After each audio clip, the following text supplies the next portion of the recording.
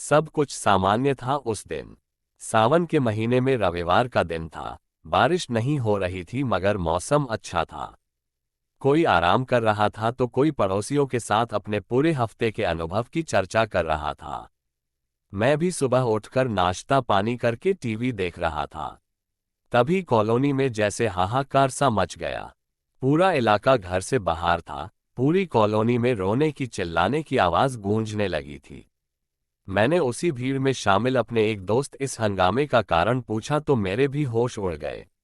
हुआ ये था कि हमारे करीब कुछ दूर पर एक परिवार रहा करता था। परिवार के मुखिया उपाध्याय जी अच्छे आचरण वाले और समृद्ध व्यक्ति थे।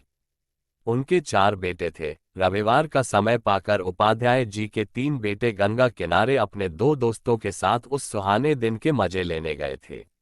जाने वहां क्या हुआ, क्या घटना घटी, ये किसी को नहीं पता था। मगर उन 5 में से 4 वही डूब गए और सिर्फ एक जो कि नदी में उतरा ही नहीं था डरा हुआ वापस आया और उनके घर वालों के घटना की जानकारी दी।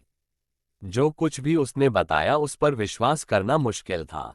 हाँ, वहां जो कुछ भी हुआ था उस लड़के के मुताबिक वो चारों डूब चुके थे। पुलिस बुलाई गई, रिपोर्ट हुई और फिर छानबीन शुरू हुई। उपाध्याय जी काफी पहुंच वाले आदमी थे, इसलिए पुलिस बिना नतीजे के शांत नहीं बैठ सकती थी। पूरे दिन पुलिस ने छानबीन जारी रखी। जिस घाट के पास वो लोग नहाने गए थे उस घाट से 2 किलोमीटर दूर तक पुलिस के गोताखोरों ने लाशों को तलाश किया, परंतु उनके हाथ कुछ भी नहीं लगा। पुलिस की नींद उड़ गई और उधर उपाध्याय परिवार में शोक के साथ एक उम्मीद भी आ गई कि शायद कुछ अनर्थ न हुआ हो। सब एक आशा के साथ उन लोगों के लौट आने की उम्मीद में कुछ न कुछ प्रयास में लगे हुए थे। पुलिस ने उनके बचे हुए दोस्त को ही हिरासत में लेकर पूछताछ करना शुरू किया। लेकिन पुलिस को उस लड़के ने जो बताया वो सैकड़ों लोगों के सामने कल ही बयां कर चुका था। उसने बताया था कि वो 5 कल सुहाना मौसम देखकर गंगा के घाट पर गए थे। वहां उन लोगों ने बैठकर पहले काफी बातें की और फिर उसके बाद घाट से गंगा के किनारे किनारे दूसरी तरफ चल दिए। वहां पर काफी शांति थी, इसलिए 5 ने वही डेरा जमा लिया। फिर उनमें से 4 ने तय किया कि इसे कुछ मजा नहीं आ रहा, थोड़ी बियर या शराब होती तो ज्यादा मजा आता। फिर उनमें से एक ने जाकर 2 बोतल और कुछ गिलास का इंतजाम कर लिया। लेकिन वो पीता नहीं था, इसलिए उसने उन 4 का साथ देने से मन कर दिया। वो शराब पी रहे थे और अपने अपने हफ्ते भर की बातों को कर रहे थे।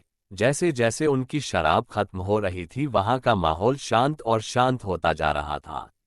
कुछ देर में वहां पानी के सिवा पेड़ पालों में भी हलचल होना बंद हो गई। उसने सोचा शायद आंधी तूफान आने वाला है। उसने उन 4 से वापस चलने को कहा मगर वो 4 मिलकर 4 बोतल गटक चुके थे। उन्होंने सोचा अगर इसी हालत में घर गए तो बहुत जूते पड़ेंगे, इसलिए सोचा कि थोड़ा सा पानी में नहा लिया जाए ताकि नशा कम हो जाए और फिर अपने अपने घर चलेंगे।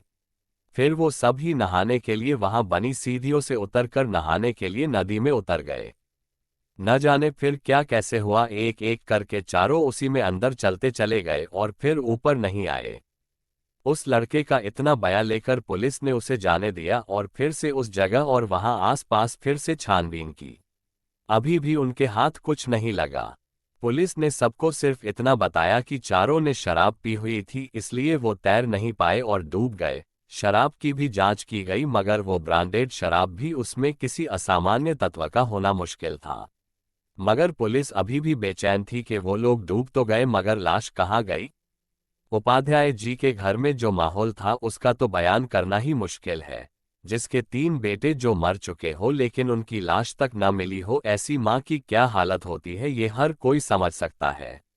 वो सुबह होते ही मन्नत मांगने मंदिर जाती, कभी कुछ खाती तो कभी कुछ भी नहीं खाती, कभी रोती तो कभी हंसती तो कभी चिल्लाते हुए बाहर भागने लगती। आज तीसरा दिन था। पूरा उपाध्याय परिवार उस दिन कोस ही रहा था और उन तीनों के मिल जाने की मन्नतें कर रहा था। दोपहर के समय एक बाबा हमारी कॉलोनी में आया। उस वक्त उपाध्याय जी और उनका बेटा पुलिस स्टेशन गए हुए थे।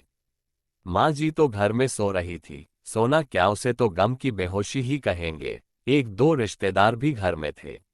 घटना बहुत प्रचलित हो चुकी थी, तो साधु ने पूरी घटना का बखान उनके आगे किया और फिर माता जी से कहा कि आपके तीनों बेटे मिल जाएंगे, मगर इसकी कीमत लगेगी, क्योंकि वहां जो भी चीज है वो बहुत लालची है। उसने ही तुम्हारे बेटों और उसके दोस्त अपने पास रखा हुआ है, मगर उनकी जान छुपा ली है। उसे धन चाहिए, फिर वो उनकी जान वापस उनके शरीर में डालकर लौटा देगा।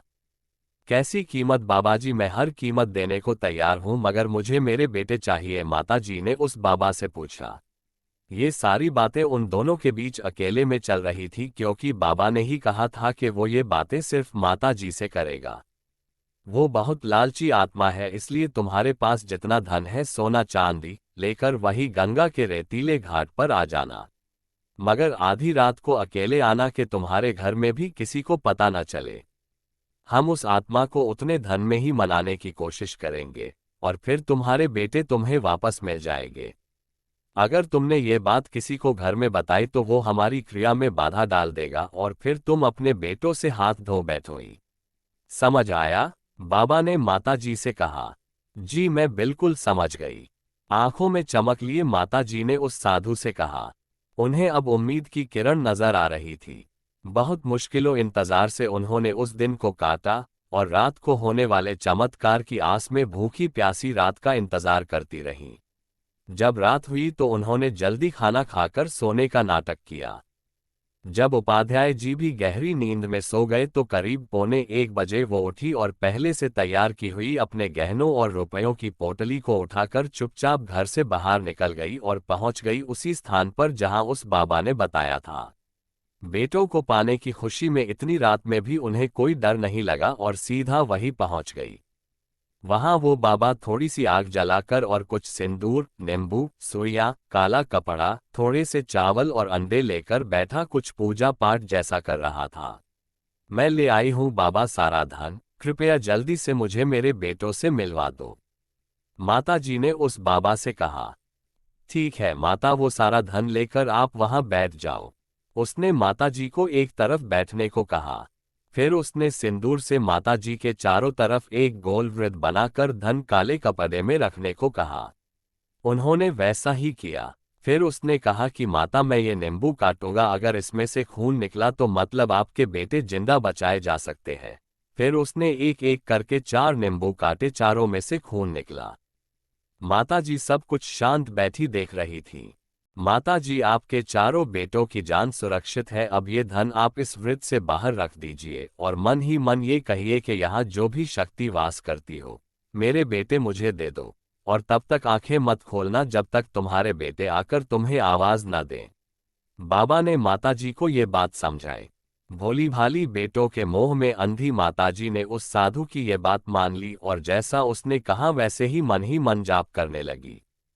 उन्होंने इस बात का 7 बार ही जाप किया होगा कि अचानक उन्हें धम्म से कुछ गिरने की आवाज आई, जिससे उनकी आंखें खुल गईं। साधु बाबा माता जी के सामने हाथ में धन को वो पोटली लिए गिरे पड़े थे और सामने एक लंबा चौड़ा आदमी खड़ा था, जिसने सफेद रंग की धोती और ऊपर एक सफेद चादर सी ओढ़ राखी थी। बाल कंधे तक थे। देखने में वो किसी पहलवान जैसा दिख रहा था। मेरी जगह पर आकर मेरे ही नाम से धन की चोरी करता है, वो भी उसका धन जो बैठकर मेरा ही जाप कर रही है, उस आदमी ने गरजते हुए उस साधु से कहा। माफ कर दो, मुझे माफ कर दो, मुझसे गलती हो गई, दोबारा ऐसा नहीं होगा। साधु हाथ जोड़ते हुए विनती करने लगा। नहीं, तू यही भीख मांगेगा और मेरी हद में रोज सफाई करेगा, उस आदमी ने उस साधु को डांटते हुए कहा।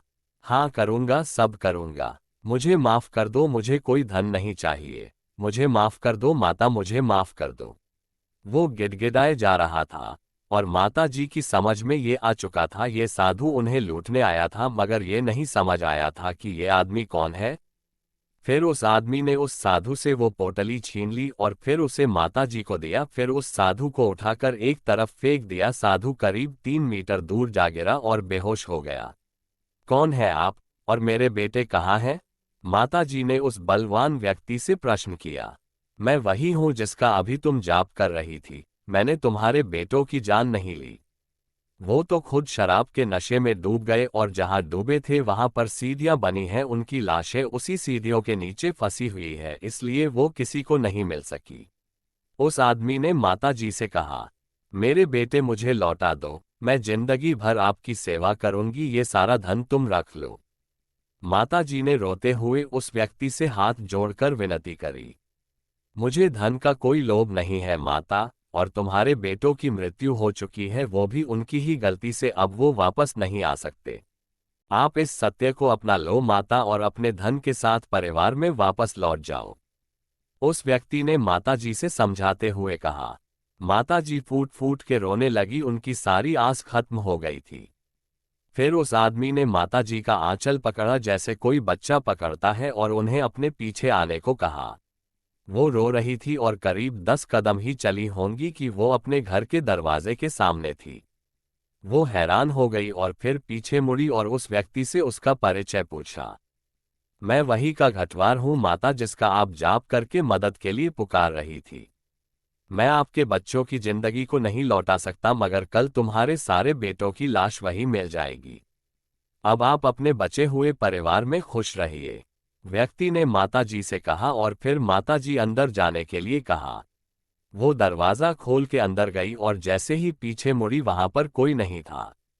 मन ही मन घटवार की जय की और वापस अपनी जगह पर लेटकर रोने लगी। सुबह 4 बज रहे थे। उनके रोने की आवाज सुनकर उपाध्याय जी की आंख खुल गई और फिर उन्होंने माताजी इतनी सुबह सुबह इस विलाप का कारण पूछा। माताजी ने सारी घटना सच सच बता दी। उपाध्याय जी को पहले विश्वास ही नहीं हुआ, फिर उन्होंने बात मान ली जब अगले दिन उनके तीनों बेटों की और उनके दोस्त की लाश बरामद हो गई। पुलिस ने लाश की पोस्टमार्टम करवाया। मौत की वजह पानी में डूबना ही साबित हुई। लाशों का अंतिम संस्कार हो गया और फिर सब कुछ सामान्य होने में 5 साल लग गए। उनका जो एक बेटा बचा था, अब उसकी शादी हो चुकी है और घर में सब सामान्य है। उन्होंने घर बदल दिया है, लेकिन आज भी वो किसी भी पूजा में घटवार बाबा की जय कहे बिना पूजा नहीं करती। तो दोस्तों, आप लोगों को अगर यह कहानी अच्छी लगी तो वीडियो को लाइक करो, शेयर करो और सब्सक्राइब करो मेरी इस यूट्यूब चैनल को। और कमेंट करके जरूर बताना कि कैसी लगी आपको ये स्टोरी। और अगर आप अभी अपनी कोई स्टोरी इस चैनल पे बताना चाहते हो तो कमेंट करिए। मैं आपकी स्टोरी इस चैनल पे बताऊंगा। मिलते हैं अगले वीडियो में।